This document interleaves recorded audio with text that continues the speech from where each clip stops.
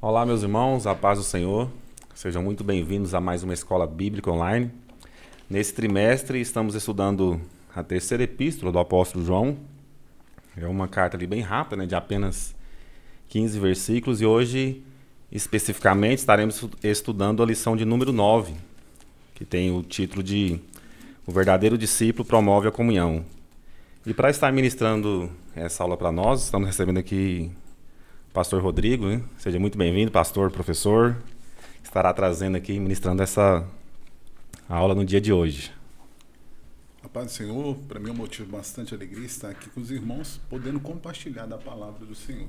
Tenho certeza que Deus há de falar aos nossos corações através dessa lição que estaremos comentando no decorrer dessa aula. Pastor Rodrigo, aqui essa lição, assim como as outras, ela sempre traz ali algum texto, de referência que o autor usa como referência para nós. Queria que o senhor falasse um pouco sobre esse texto, comentasse, sobre esse texto de referência.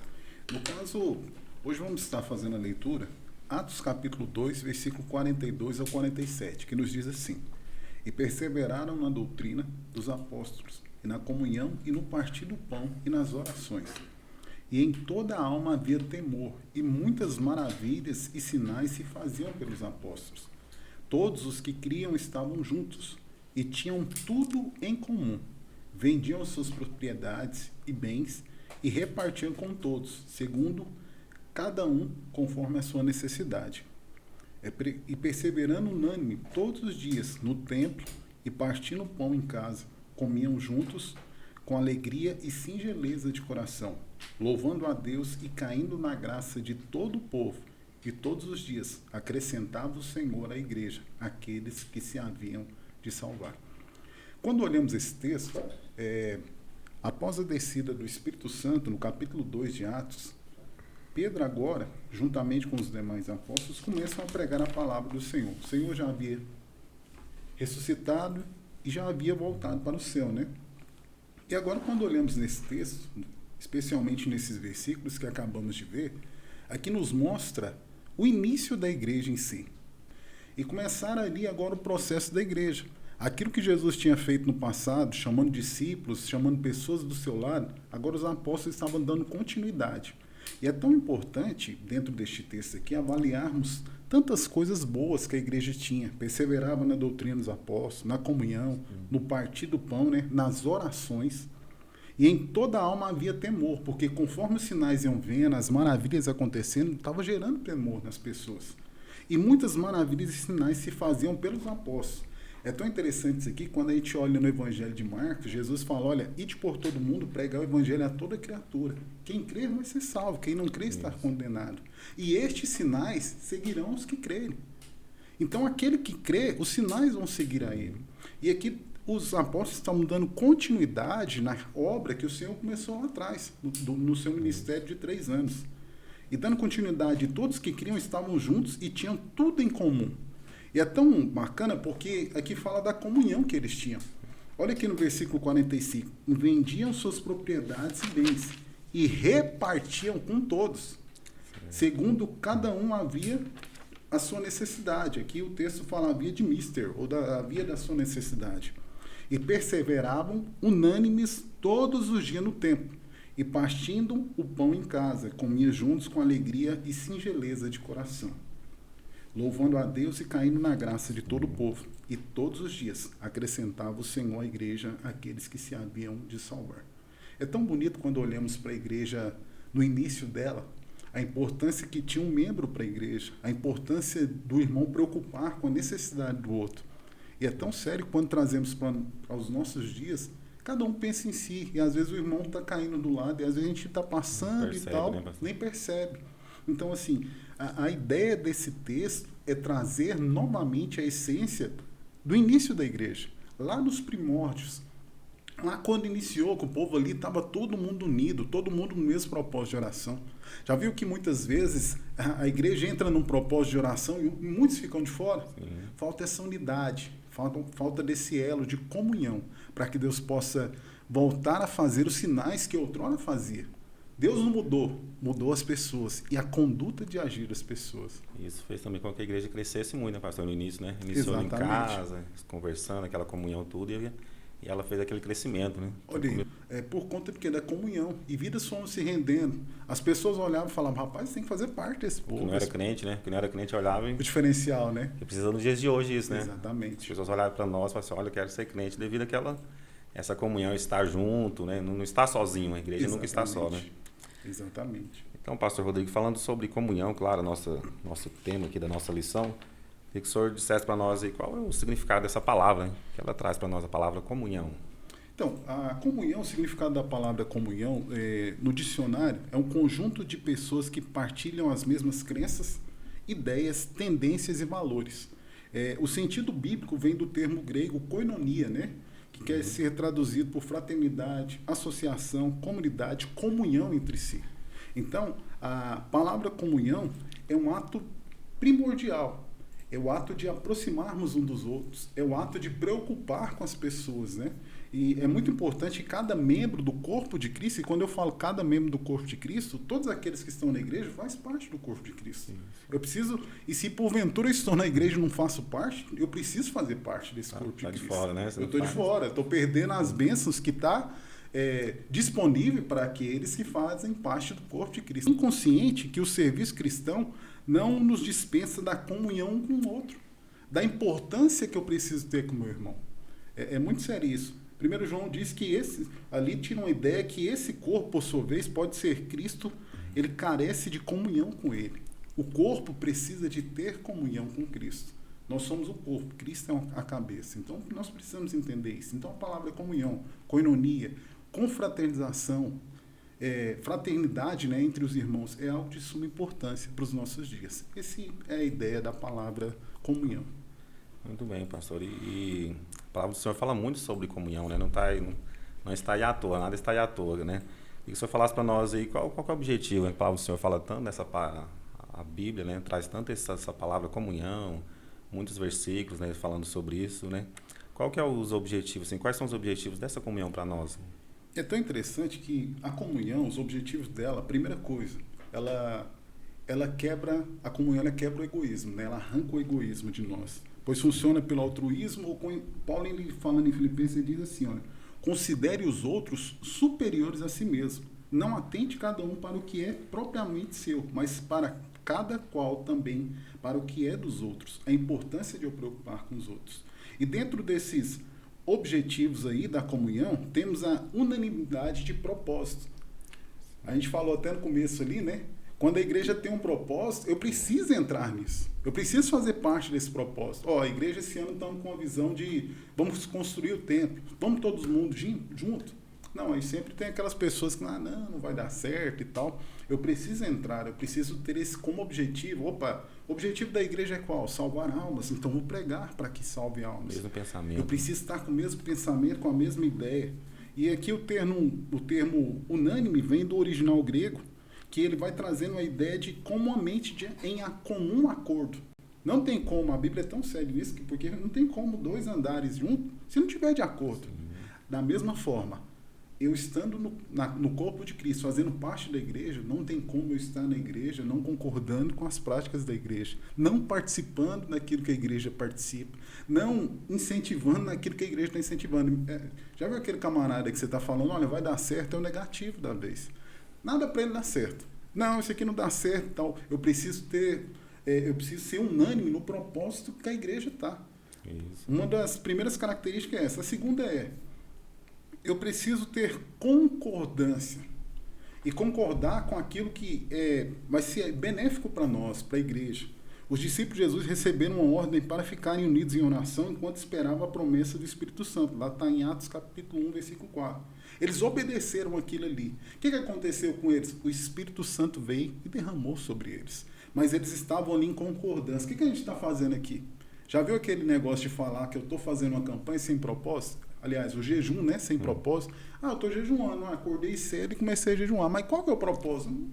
Pai, nem sei, sabe? Eu preciso concordar, eu preciso ter essa concordância de receber algo. A igreja está num propósito, a igreja está num projeto. Eu preciso entrar nesse projeto. Perseverar nesse propósito, né, pastor? Exatamente. Se eles tivessem saído ali daquele propósito ali, não teriam recebido o Espírito Santo, não teriam descido, né? Exatamente. Uniram em comunhão e ficaram ali até que tudo acontecesse, né? O mesmo propósito, a mesma comunhão. E é verdade mesmo. E temos também a importância de estarmos louvando a Deus. Louvar a Deus é uma expressão de agradecimento a Deus. Ser agradecido, você manifesta através do louvor a Deus. Através naquele momento ali, quando olhamos para a igreja em Atos capítulo 2, 47, o povo estava louvando a Deus. Quando a gente finaliza ali, né, esse texto aí está falando, olha, louvando a Deus e caindo na graça de todo o povo. E todos os dias acrescentava o Senhor à igreja aqueles que se haviam de se salvar. É tão sério isso daqui que o povo estava louvando a Deus e Deus mandando almas se rendendo aos pés de Jesus. Então, nós precisamos entender essa importância. João, ele direciona a motivação para que possamos estar buscando as coisas certas. Mas tinha um camarada, quando olhamos nessa terceira carta de João, chamava Diótrefes. Um camarada que, essa é a síndrome que tem atrapalhado muita gente hoje, a síndrome de Diótrefes. E quando olhamos Diótrefes, não tem muito que fala desse camarada, mas ele era um camarada que ele era contrário a tudo aquilo que era as coisas boas de Deus. Não era hospitaleiro, não recebia as pessoas na sua casa, dificultava a pregação do evangelho. Quando olhamos para João, ele foi o último apóstolo, ainda vivo ali, escrevendo essa carta, e ele estava escrevendo porque ele é um apóstolo de Jesus Cristo. Ele não, diferente de outros que eram seguidores, ele foi um apóstolo que estava com Jesus, que passou as dificuldades com Jesus e passou momentos difíceis sozinho. E ele estava pregando a palavra e ele manda essa carta para poder direcionar o povo.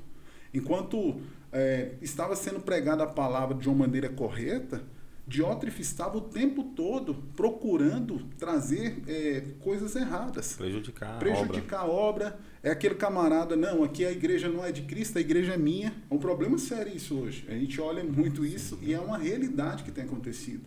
Porque as pessoas estão preocupadas, a igreja é minha, a igreja não é nossa, a igreja é de Cristo. O obreiro que queria fama. Exatamente. Eu quero ser o cara, eu prego, eu canto, eu faço, eu sou do meu jeito. E outra coisa, eu sigo a Bíblia, eu sigo da melhor forma que eu acho para mim, não da melhor forma que a Bíblia me indica fazer. Então, assim, hoje temos a síndrome de Diótrefes dentro da igreja, que tem destruído muitas pessoas. Pessoas estão perdendo até mesmo, eu vou ser bem mais enfático em dizer que muitos ainda estão perdendo a oportunidade da salvação. Estão dentro da igreja, mas estão no final da carreira ali para guardar a fé, estão perdendo essa fé por conta de atitudes erradas, por conta de estar deixando as coisas do mundo prevalecer, a altivez, o orgulho, né? Eu tenho que o meu status aparecer. Não, se eu não pregar, a coisa não acontece. Se eu não der um ensino, a coisa não acontece. Se eu não louvar, a coisa não acontece. Não é por aí. Diótrefes era aquele camarada que estava fazendo tudo errado para poder prejudicar a igreja. Prejudicando a si mesmo e também as outras pessoas, né? Que olharam para ele, como você fala no caso, nos dias de hoje. Quantos não olham, né, para esses líderes, se espelham nele e dizem, está errado. Você não... Exatamente. Escandalizando a obra, fazendo tudo ali de acordo que... Não, você falou algo forte mesmo, porque é sério isso daí. Tem muitos líderes que estão pregando heresias e estão puxando pessoas para o lado dele. Eu estou tirando pessoas do céu e levando para o inferno. Eu estou pregando a palavra do jeito que eu acho, do jeito que eu penso, não do jeito que a palavra é. E é muito sério, porque a Bíblia diz que se você colocar um tilt ali, é problema sério. E os camaradas estão tentando justificar. E outra coisa, tem gente tentando justificar os erros, criando tanto de igreja que tem. Hoje temos igrejas variadas aí, igual você falou, vários líderes que estão sendo péssimos líderes, que estão levando pessoas em vez do céu, infelizmente caminhando para o inferno. Estão levando com esse, principalmente aqueles que não leiam a palavra, não buscam a palavra de Deus. Né? Vão ali e acham que é um homem de Deus, uma mulher de Deus, falam uma heresia, a pessoa guarda aquilo e acaba indo para o caminho errado também, né, pastor? E a pessoa gosta muito da questão do movimento, né? Os movimentos, sim, hoje em dia é muito sério. Aquelas pregações, como se diz, né? Performáticas, né? Uma performance toda, aquele jeito, né? As pessoas acabam levando, né? O Pierre já estou tranquilão, né? Tá tranquilo, é tudo emoção. Exatamente. E a palavra de Deus fica em segundo plano. Pastor, o salmista, no Salmo 133, ele traz ali, fala muito sobre comunhão. Inclusive é um salmo muito lido por nós, né? Sempre estamos lembrando esse salmo, conhecido, lido. Quando nos reunimos, nós como povo de Deus, vamos ler o Salmo 133, irmão, tem importância. Então, gostaria que o senhor falasse aí, conforme o salmista diz, sobre a importância desse salmo aí, dessa união que ele traz nesse salmo. É verdade. Olha aqui, tanto que é lindo o texto. A gente vai ficar só no versículo 1. Ó, quão bom e quão suave é que os irmãos vivem em união. Salmo 133, né, verso 1. É um versículo curto, mas poderoso, porque ele expressa a beleza e o valor da união entre os irmãos.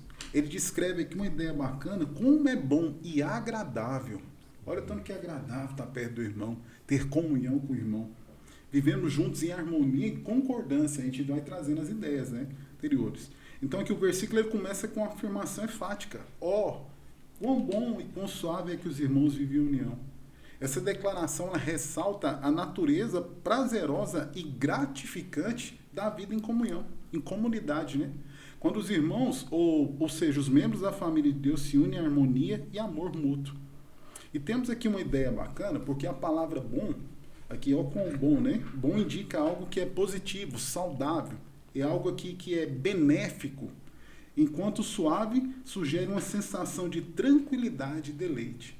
Imagina Sim. só, rapaz, estou conversando com esse irmão aqui, muito é bom demais. Já viu, tem pessoas que você chega perto, você começa a conversar com ele, você não quer parar de conversar. Acrescenta na sua vida, Exatamente, muita coisa, né? Você fala, cara, nossa, mas aquele irmão passando aquela dificuldade, olha, e aquilo ali vai acrescentando você. A importância da unidade entre os irmãos, ela se destaca ao longo de toda a Bíblia. Quando a gente olha a importância de ter unidade entre os irmãos, destaca em toda a Bíblia. Quando os irmãos vivem em comunhão, isso reflete também a essência do amor de Cristo e fortalece a fé de cada um. Sim. Cada um é fortalecido na fé através disso. E esse versículo também ele serve como um convite para cultivar um relacionamento saudável e construtivo entre os irmãos. Aí eu faço uma pergunta para todos aqueles que estão nos ouvindo e nos vendo. Nossos relacionamentos estão saudáveis e construtivos? Ou estão sendo relacionamentos tóxicos? A gente precisa atentar para isso. Porque às vezes a gente quer ter comunhão com pessoas que não comungam daquele pensamento nosso, daquela fé que nós temos. E às vezes, em vez de eu... Aí entra naquela questão que falamos lá atrás, de não estar firmado na palavra, Sim. eu estou sendo levado para outros caminhos totalmente fora. A gente precisa pensar um pouco, nosso relacionamento está sendo um relacionamento saudável e construtivo? De que forma? Eu vou deixar esse ponto de interrogação para você pensar um pouco sobre isso. Será que seu relacionamento, será que não precisa rever essas amizades, Sim. rever as pessoas que estão perto de você? Está fazendo bem para você? Está te levando para qual caminho? Para onde que essas pessoas estão te encaminhando? A gente precisa pensar um pouco sobre isso. E o salmista ele é muito forte, porque uma das marcas do discípulo de Cristo é o interesse e a busca em estar junto com os que também estão em Cristo. Se eu não estou junto, tem alguma coisa errada. Com quem que eu estou andando? Exatamente. Essas amizades estão me edificando ou me levando, né, para o buraco. Eu preciso entender que comunhão é essa. E a Bíblia é tão séria, porque não tem como ter comunhão da luz com as trevas. Sim. Não tem como. Ou eu estou na luz, ou eu estou nas trevas. Não tem como comunhão com isso. Porque aonde que a luz chega, a treva some. E aonde que chega a treva ali, a luz vai sumir. Então, um vai sobrepor o outro. É importante eu ter comunhão com aqueles que são filhos de Cristo. Aqueles que estão ali, né, também buscando a presença de Cristo, filhos de Deus. Nós podemos escolher, nós temos essa escolha, né? Totalmente. Vamos escolher com quem vamos andar com pessoas boas, né? Pessoas melhores do que nós, né? Exatamente. É importante isso. Nos edificar. Pastora, nós como igreja, né? Eu, o senhor, aqui, todos nós, aqueles que estão nos vendo em casa, onde eles estiverem, como igreja em relação à comunhão. O senhor diz para nós o que Deus quer de nós? Olha, Deus quer que nós andemos em unidade, né? Comunhão, unidade. Quantas vezes damos valor na unidade, mas quando fala, olha, eu não consigo ficar do lado daquele irmão. Ah, não vai ter jeito de eu fazer algo com aquele irmão. Aí eu penso o seguinte, Deus quer que andamos em unidade, esse é o propósito principal dele. Se eu estou na casa do Senhor, não consigo ter comunhão com o meu irmão, para que céu que eu estou indo? E às vezes o irmão fala, não consigo falar com aquela irmã ali. Que comunhão é essa? Que unidade é essa? Então Deus quer que a igreja tenha comunhão, que todos andem em unidade, todos andem juntos. E quando a gente olha lá na igreja primitiva, um abençoando o outro. Sim. Não estava preocupado. Lá não tinha essa preocupação do ego. Ah, eu sou o cara, vaidade, né? Eu sou o fulano, eu tenho o cargo eclesiástico maior do que o outro, de maneira nenhuma. O propósito de Deus é que nós possamos andar em unidade. Não tem como eu falar que ando em unidade torcendo por meu irmão cair. E se Deus quer essa unidade, com certeza o diabo não quer, né, pastor? E ele luta para causar intriga, né? Exatamente. Vemos muito isso nos dias de hoje. Às vezes o diabo quer colocar ali uma coisinha no irmão contra o outro para causar essa desunião e acabar com tudo. Exatamente. Né? Se Deus quer que andemos juntos, com certeza o inimigo não quer. Ele quer destruir tudo isso aí que o Senhor está construindo. Você já viu que muitas vezes a pessoa nem conversou com o outro, falando, não gosto daquele irmão, mas você já conversou com ele? Não, nunca conversei. Já viu tanto que o inimigo ele é sujo? Sim. O camarada nem conversou com ele, não, aquele cara é enjoado, mas você falou com ele? Você falou, você sabe realmente se é assim mesmo? Então, assim, é muito sério isso. Então, o propósito que Deus quer de nós é que andemos em unidade, que vivamos em comunhão. E é de suma importância isso para nós. É muito sério isso, né? Pastor, também eu queria que o senhor dissesse para nós qual que seria a importância da comunhão para com a igreja. Então, vamos lá. Para com a igreja, a gente tem alguns exemplos legais a gente entender. O primeiro deles, a primeira importância que eu digo é no partir do pão. Jesus, antes de ser crucificado, ele faz a última ceia ali, né? Celebra a ceia juntamente com seus discípulos. E aqui é algo que é vertical, né? De baixo para cima, a comunhão de Deus, a comunhão do homem para com Deus, e horizontal, a comunhão entre os irmãos. A primeira ideia que nós precisamos entender aqui é da primeira importância no partir do pão. A primeira reunião para partir o pão, Jesus ele faz ali, associando a comunhão da igreja de Jesus, convocando, né, através dele, e também, quando ele no partir do pão, ele está falando a comunhão que vocês vão ter. Todas as vezes que vocês reunirem em memória de mim, vocês vão, tá lá sentado, vão partilhar desse pão, ou seja, no partir do pão, na comunhão de Deus, do homem para com Deus, e das pessoas um para com o outro, né? Ou seja, a ceia do Senhor é exatamente isso, a comunhão. Não, vem aqui para ceiar, mas eu não converso com esse irmão, tá errado. Sim. A Bíblia é tão séria, porque Jesus, quando você vai trazer uma oferta diante do altar, ele fala, olha rapaz, volta lá e conserta, senão você não vai poder ofertar. Tanto que é sério o negócio. Sim. E muitas vezes nós estamos participando da ceia do corpo de Cristo no partir do pão e não conseguimos nem olhar para o irmão do nosso lado. Não consigo, tem raiva desse irmão, não consigo falar. Igual eu falei, que céu é esse? Que ideia é essa que nós pensamos? Nós precisamos entender que dentre uma das importâncias aqui, é no partir do pão, no momento da ceia ali, eu preciso entender isso. A minha comunhão vertical e horizontal. Com os irmãos, pastor. Isso, a comunhão com Deus e com os irmãos, eu preciso valorizar isso. Muitos crentes, né, muitas pessoas que se dizem da igreja, elas pensam que por exercer um ofício, um papel na igreja, eu estou livre de não precisar ter comunhão. Por exemplo, se eu prego, já estou fazendo meu trabalho, então não tenho que ter comunhão com ninguém, já estou exercendo meu trabalho, se eu já canto, já fico na portaria, ou seja, estou fazendo alguma coisa na igreja, então não preciso dessa comunhão. Isso não é verdade, né? O trabalho da igreja não nos tira, não nos exime dessa responsabilidade de termos comunhão com os outros, né? Muitos têm essa ideia errada, né? Eu já faço isso, então não preciso conversar com o irmão, não preciso nada disso. Eu já estou fazendo meu trabalho, já estou indo para a igreja, não preciso ter comunhão com ninguém, está tudo tranquilo, né? É verdade. E temos também, dando continuidade aqui, nas orações, né? Eu falei então aqui, a primeira no partir do pão, a segunda ideia, nas orações. A oração é uma atividade espiritual que promove a comunhão, seja individual ou em grupo. Sim. É tão interessante que quando a gente fala nas orações, quando a gente determina uma campanha para isso, a igreja está focada nisso. Orando nisso. Então aqui é um momento bacana da gente entender. Uma das importâncias é essa. A primeira lá que a gente falou no partir do pão, né, na ceia, nas orações. O irmão está doente, irmãos, vamos levantar um clamor juntos pelo irmão. Então assim, o corpo é a igreja, mas a cabeça é Cristo. Ou seja, para que possa funcionar todo o corpo, todo mundo tem que estar junto nesse propósito, nas orações, porque pela oração é algo diferencial. E Diótrefes, aquele camaradinha lá, era um camarada que ele estava desprezando a oração. Ele ignorava, pois não prezava os irmãos. Ao invés disso, ele reunia com aqueles para lançar fora da igreja. Olha só a ideia do camarada. Então, assim, a igreja nasceu num ambiente de comunhão e oração.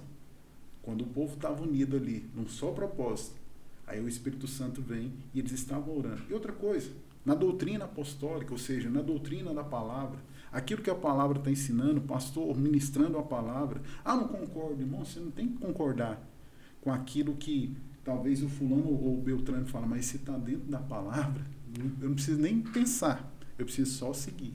A palavra não é para ficar discutindo, ela é para ser seguida. Só que as pessoas não conseguem entender isso. E é tão sério isso daqui porque a igreja foi crescendo por isso, por conta disso. A doutrina apostólica, eles foram dando continuidade no ministério que Jesus deixou para eles.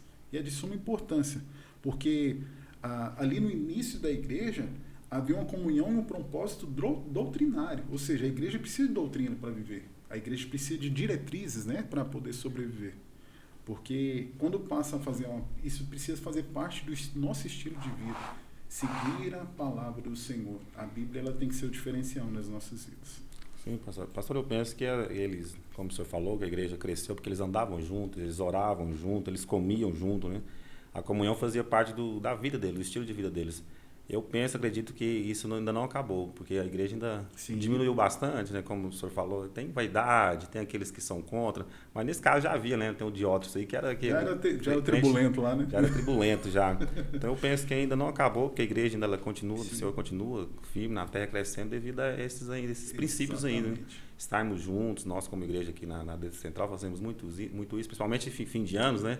Com fraternizações agora, estamos sempre juntos, comendo junto, brincando, rindo, falando sobre a palavra do Senhor, orando uns pelos outros, e isso faz com que a igreja ela permaneça e continue firme. Muitos que estão lá fora, até nos dias de hoje, vê a igreja e fala assim, olha, quero fazer parte daquela igreja ali, os irmãos estão em comunhão, estão juntos, estão felizes, e a obra do Senhor, ela continua. Então, pastor, caminhando aqui para o fim, pastor, gostaria de ver com o senhor aí, que o senhor falasse para nós como deve ser a nossa vida em relação à comunhão com Deus. Na realidade, a nossa vida, ela é a comunhão é um estilo de vida, né? Ela começou na igreja primitiva e essa modalidade, como a gente falou, ela ainda não expirou. Ela dá continuidade. Em relação da nossa comunhão para com Deus, o que a gente precisa entender? A gente precisa ter reverência diante de Deus. O que é ter reverência? A reverência é um sentido de amor e respeito a Deus. Já viu aquele negócio? Nossa, eu tenho reverência de estar na presença de Deus. Às vezes nós reverenciamos pessoas lá fora, esquecendo de reverenciar o Deus que nós servimos. Verdade. Às vezes nós batemos continência porque o cara é um presidente, é outro, e o nosso Deus? Como que está a nossa reverência para Deus? Como está o nosso respeito para Deus? Aquele que nos permite a oportunidade de estar sentindo pela misericórdia dele a oportunidade de estar vivo, de poder ter o ar para respirar, da gente poder caminhar, poder ter tantas coisas que o Senhor tem nos concedido, só que a gente vai deixando de respeitar Deus por conta de coisas do mundo. A gente vai deixando a reverência de Deus de lado, deixando o propósito de estar buscando Deus de lado. Essa reverência ela é uma condição indispensável no relacionamento de Cristo, do cristão com Deus. É um relacionamento contínuo, né? Eu não posso abrir mão disso. E quando olhamos para Diótrefes, era um camarada que estava o tempo todo fazendo tudo invertido, né? Ele de maneira nenhuma reverenciava Deus, não estava preocupado em reverenciar Deus. E nós precisamos estar vinculando isso fazendo parte do nosso estilo de vida, porque é algo que vai trazer um caráter através da nossa santidade. A gente vai melhorar mais diante de Deus, ter um relacionamento mais profundo com Deus. Uma segunda ideia também, precisamos experimentar o sobrenatural de Deus, sabe? Precisamos falar assim, eu quero conhecer o sobrenatural do Senhor, eu quero que o Senhor possa me usar com poder e autoridade, eu quero ser um instrumento nas tuas mãos para que outras pessoas sejam abençoadas por isso, sabe? E muitas vezes a gente pede tantas coisas para Deus e muitas vezes nós esquecemos de pedir os dons do Senhor para podermos abençoar na obra de Deus. E é tão sério que eu lembro-me quando eu era jovem e estava ali fazendo parte de uma mocidade ali e eu queria o dom de louvor. Só que eu fui cantar totalmente desafinado. Eu falei, cara, o povo riu. Eu falei, rapaz, quer saber? Não, eu vou orar a Deus. Eu comecei a orar a Deus e Deus só me permitiu a oportunidade desse dom do louvor. Sim, e pai, aí você pede o dom da palavra. E às vezes a gente pede tantas coisas, esquece do nosso lado espiritual, do sobrenatural de Deus.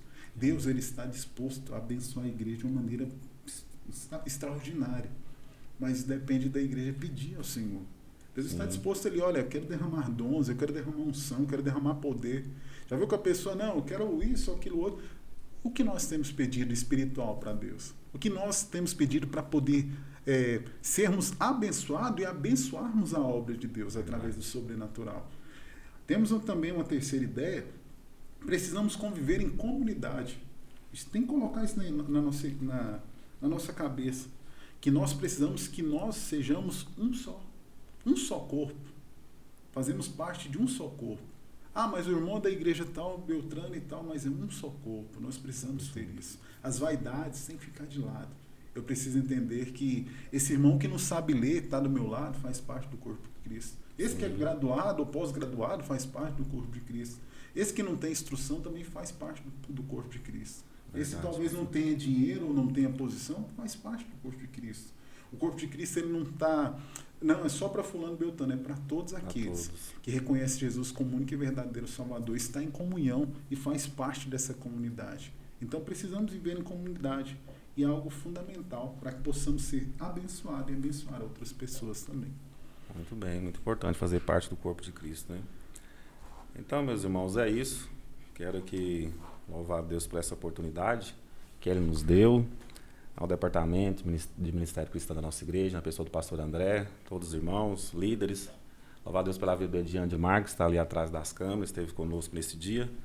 Louvar a Deus pela vida do pastor Rodrigo, pela excelente aula. Deus abençoe a sua vida, pastor. Muito obrigado por estar aqui conosco, compartilhando esse conhecimento e ministrando essa aula para nós. Amém. Que Deus possa estar abençoando a vida de cada um dos irmãos e valorize a cada dia a comunhão entre a igreja, entre os irmãos. Para você que talvez está meio fora da comunhão, volte à sua comunhão, faça parte desse corpo, para que você possa ser abençoado de uma maneira poderosa. Efésios capítulo 4, 3 e 6 finaliza aqui. E o mesmo Espírito que nos reveste de poder também opera a união. E eu deixo esse versículo para vocês. Amém. Quero louvar a Deus também pela sua vida, que esteve nos acompanhando até aqui. Que você compartilhe esse link para que mais pessoas sejam alcançadas e que você tenha uma vida de muita comunhão com sua família, com sua casa, com a igreja e principalmente com o Senhor. Até mais. Muito obrigado. Fique na paz.